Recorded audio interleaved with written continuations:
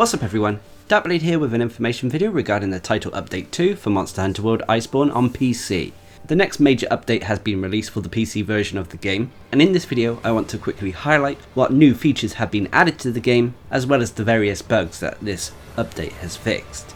Now this update can be downloaded today, which is the 12th of March 2020, and whilst this update is called Title Update 2, it's also known as version 12.11.00. But let's move straight into the video and talk about the major features that were added with the Title Update 2.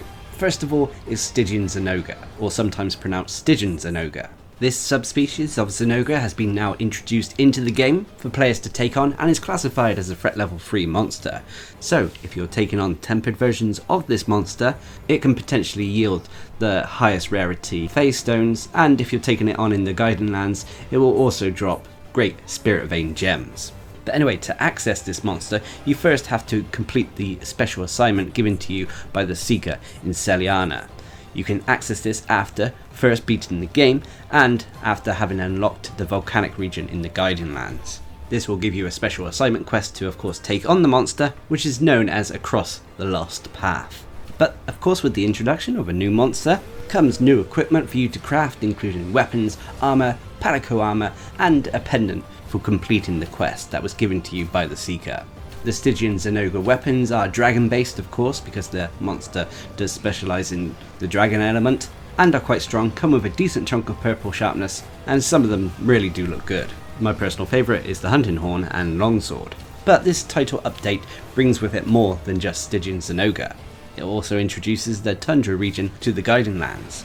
This is basically the ice or Hoarfrost Reach themed area to the endgame zone. Here players will take on various frost monsters such as Barioth, Shrieking Legiana, Viper Tobikadachi and more. This also means that we can augment our weapons even further, making them even more stronger. Additionally, with the Tundra regions as well, there is also a new rare pet for you to capture, the Frosty Moly. There is a video elsewhere on the channel if you're looking for information on where to find it. Also with this title update and the introduction of the Tundra region of the Guiding Lands comes Tempered Ruiner NERGIGANTE. Tempered Ruiner NERGIGANTE can show up in pretty much any area of the Guiding Lands, as well as in investigations, so long as those Guiding Land areas are level 7. However, it's guaranteed to show up in the new Tundra region of the Guiding Lands if it's at level 7. But there is one more major aspect with the title update 2, and that is Safi'Jiiva. The mature form of Zinogre is now being added to the game, but the full Safi'Jiiva Siege is not yet available on PC. Instead, players can take on the recon assignment that is given to players for first completing the Stygian Zinogre special assignment, and then going up to the Gathering Hub and talking to the pub lass and selecting the question mark recon. This can be completed multiple times, and it will give you a taste of what it's like to fight Safi'Jiiva, although you will only fight this Elder Dragon in the first area of the siege. The main siege will be making its way to PC during the next reset, so that will be on Friday the 20th of March, giving PC players access to some of the strongest weapons and armour in the game. But Title Update 2 had a few more additional changes that came with it. First of all, they made some changes to various player actions. These are namely changes to the sword and shield as well as dual blades. These include removing the damage reaction from the startup of the sword and shield's claw uppercut. The sword and shield's claw uppercut now also softens a monster's hide, so basically it will tenderize it in one hit, so long as you actually clutch claw attack the zone that you perform the claw uppercut on. They've also adjusted various dual blade actions, but they haven't specified what they are. However, they have also changed the dual blade spinning rising slash, so that if you perform the clutch claw attack, it will now tenderize the monster in one hit. Although you have to be accurate, and all the hits from the spinning rising slash have to connect with the same part that you clutch claw onto. There was a few additional fixes as well. For example, there was a fix to the issue where cluster bombs reload speed was normal, or reload wouldn't be performed whilst aiming when using the weapon, and they've also adjusted the design of the hunting horn's extended health recovery, so health would be regained even when taking damage over time.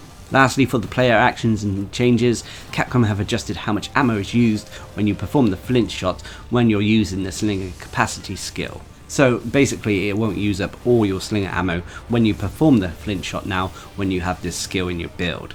But on top of these player changes, there have been new additions made to the game. There's new decor that can be placed in your room in Celiana, as well as new background music.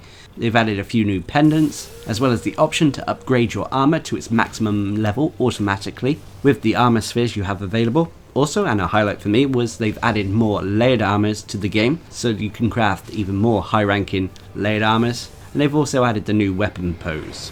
This weapon pose is different depending on what weapon you use whilst performing the pose. Additionally, some other noteworthy changes that came with the title update. Firstly, when you're using the heavy or light bowgun, should you go to your tent and exit it, all the ammo types will have been reloaded. Additionally, red, white and orange kinsect extracts can now be harvested from the training area when you're using the giant wagon. And finally, they've also made it easier to obtain the various elemental jewels and element jewels. When I mean element and elemental jewels, I mean the rarity 4 ones, basically the big ones. It's now easier to get them from tempered investigations and so on. But that's about it for all the highlights of the title update 2. There are more bug fixes in that and under the hood adjustments, but if you're interested in reading these, I'll leave a link down in the description below. But before I go, I will remind players that are interested in taking on the Safi'Jiiva siege when it does come round, you must complete the recon assignment before you can actually take part in the siege.